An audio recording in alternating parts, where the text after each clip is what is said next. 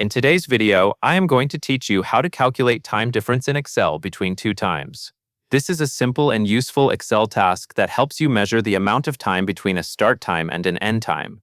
You can use this for work hours, shift tracking, schedules, or any situation where you need to see how much time has passed between two times. To begin, enter your start time in cell A2. For example, you can type 9 a.m., then move to cell B2 and enter your end time.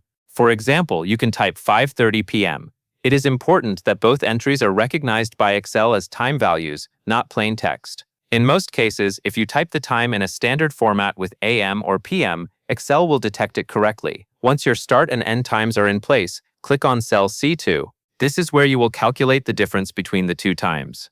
In cell C2, type the formula equals B2 minus A2. The formula should read equals B2 space minus space A2. This tells Excel to subtract the start time from the end time so it can return the total amount of elapsed time.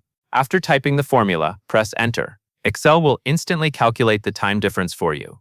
If you used 9 a.m. in A2 and 5:30 p.m. in B2, the result should show 8 hours and 30 minutes, depending on the cell format. If the result does not display in a time format, you may need to format the result cell so it shows the value clearly as hours and minutes. This can help make the output easier to read. The calculation itself is still based on the same formula. The key idea here is very simple. Your end time goes first, then you subtract the start time. That gives you the amount of time between the two entries. As long as both cells contain valid time values, Excel can handle the calculation quickly and accurately.